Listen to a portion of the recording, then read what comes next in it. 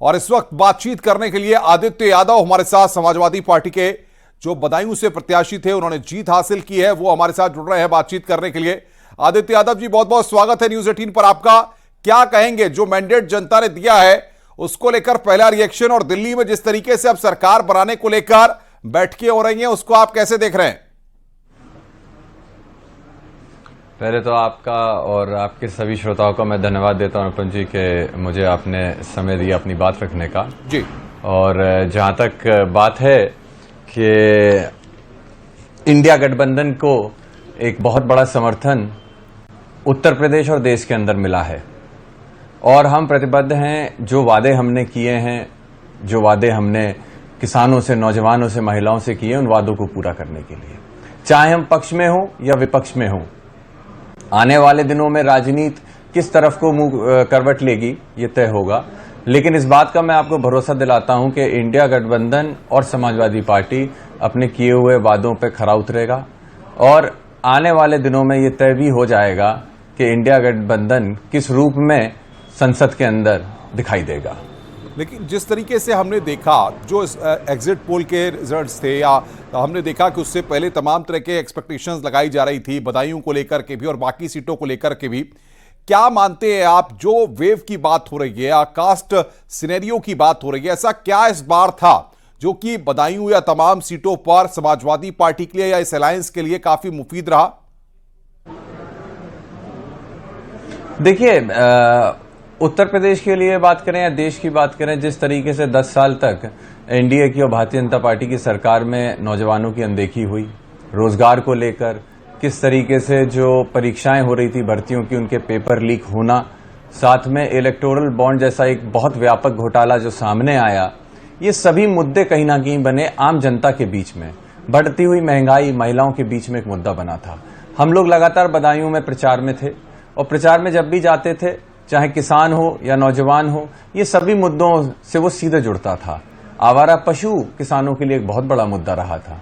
तो इन्हीं मुद्दों को मैं समझता हूं जनता ने इस बार अहम मुद्दा समझते हुए माना था और जबकि चुनाव भारतीय जनता पार्टी ने मोड़ने का प्रयास किया, जहां मंगल सूत्र की बात हुई, मंदिर मस्जिद की बात हुई, लेकिन जनता ने इन सभी मुद्दों को अपनाया नहीं।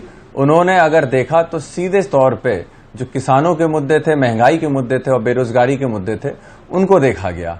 हमने ये भी देखा कि जिन मुद्दों पे भारतीय जनता पार्टी चुनाव लड़ना चाहती थी, आज ये एक साक्ष्य सामने आ गया कि अयोध्या जैसी सीट पे, फैजाबाद की सीट पे, जहां राम मंदिर को लेकर चुनाव में भारतीय जनता पार्टी उतरी थी, वहां पे समाजवादी पार्टी को, इंडिया गठबंधन को जीत मिली है। तो ये जनता ने भी सीधे तौर पे भारतीय जनता पार्टी को नकारने का काम किया है, भारतीय जनता पार्टी को सत्ता से बाहर करने के लिए मैंडेट दिया है। बिल्कुल। आने वाले परिवेश में किस तरीके से राजनीति है अखिलेश यादव, उन्होंने भी कन्नौज से अच्छी जीत दर्ज की है। अब सवाल तमाम कार्यकर्ता भी समझना चाह रहे हैं और बाकी लोग भी जानना चाह रहे हैं, और आदित्य यादव क्या चाहते हैं कि अखिलेश यादव उत्तर प्रदेश के सदन में रहें या फिर दिल्ली के सदन में चले जाएं, कौन सी जगह छोड़ेंगे? देखिए, जहां तक आदरणीय अखिलेश यादव राष्ट्रीय अध्यक्ष जी की बात है, तो उन्होंने अपने राजनीतिक जीवन में संसद के अंदर भी एक सांसद के रूप में काम किया है और विधानसभा में नेता प्रतिपक्ष के रूप में भी काम किया है और दोनों ही रूप में बखूबी उन्होंने अपनी जिम्मेदारी को निभाया है।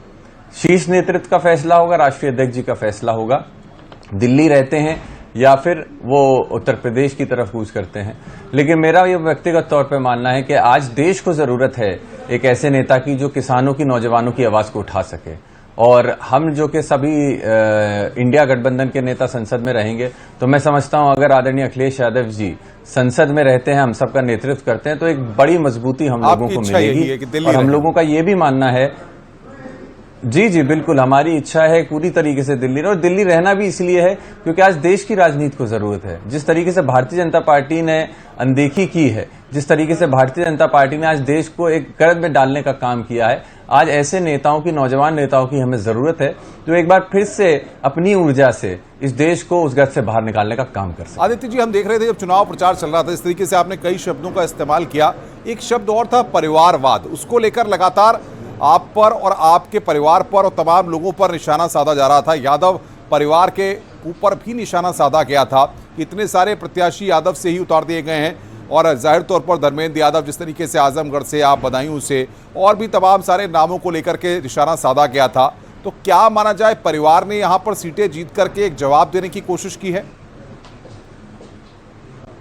जी बिल्कुल, पूरे तौर पे मैं ये बात को सही मानता हूं कि जवाब परिवार से ज्यादा जवाब जनता ने दिया है। इस परिवारवाद का जो आपेश लगता था, जो हम लोगों पे लगाया जाता था, वो भारतीय जनता पार्टी, उस पार्टी के द्वारा लगाया जाता था जो उत्तर प्रदेश ही नहीं बल्कि पूरे देश के किसी भी प्रदेश में चले जाइए, वहां पे कहीं ना कहीं किसी ना किसी परिवार के किसी सदस्य को खुद भी चुनाव लड़ाते थे।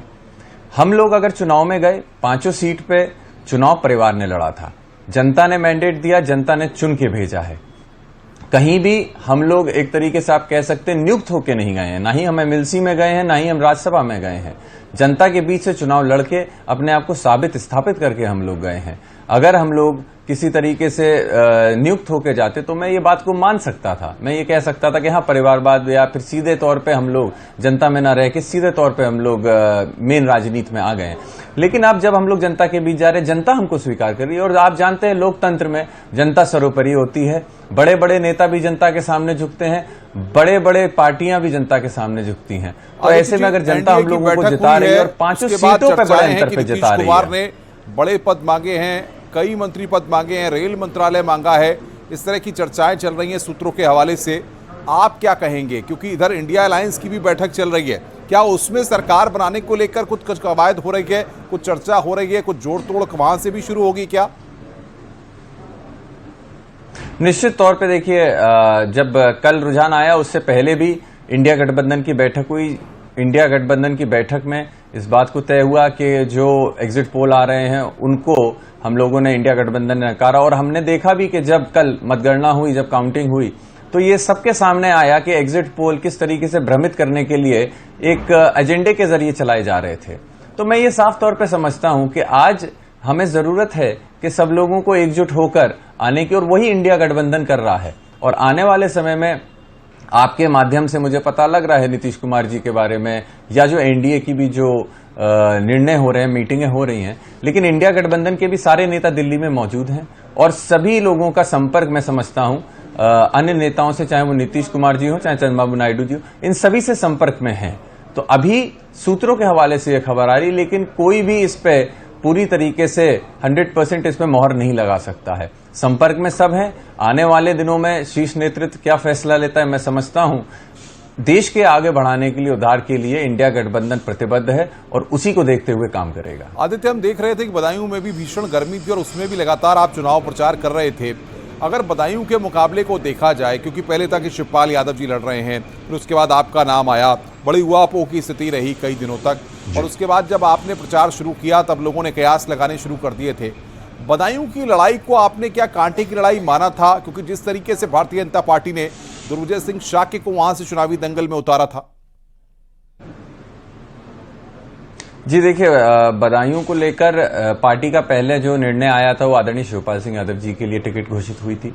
हम लोग यहां पर आए, हम लोगों ने प्रचार प्रसार किया, और बदायूं में जो ट्रेंड रहा है उसमें आदरणीय धर्मेंद्र यादव जब आए थे तो नौजवान एक नेता के रूप में आए थे, तो यहां की जनता को कहीं ना कहीं एक नौजवान की ही मांग रही। जनता ने उस मांग को भी रखा, आदरणीय राष्ट्रीय अध्यक्ष जी ने उसको स्वीकारा, और मुझे चुनाव में जब भेजा, हमने लगातार काम किया, लोगों के बीच जाके काम किया। और जहां तक बदायूं की बात है, तो आज जितना भी विकास हम यहाँ पे देखते हैं बदायूं के अंदर, वो समाजवादी पार्टी की देन है। हम लोगों ने सरकार में रहे हों या विपक्ष में रहे हों, बदायूं के मुद्दों को उठाया, बदायूं के विकास करने का काम किया है।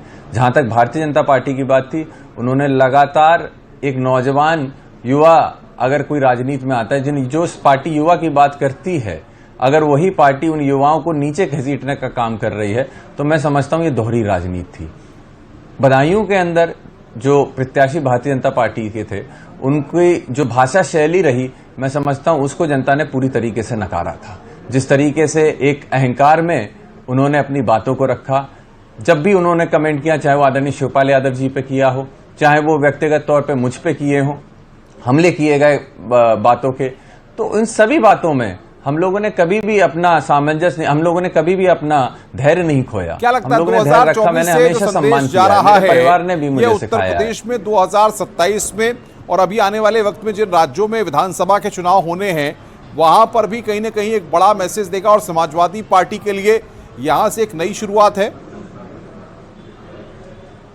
बिल्कुल, एक समाजवादी पार्टी और इंडिया गठबंधन के लिए शुरुआत है। उत्तर प्रदेश की राजनीति में जो समाजवादी पार्टी को जनता ने मैंडेट दिया है, मैं उससे आपको भरोसा दिला सकता हूं 2027 तो अभी बहुत दूर है।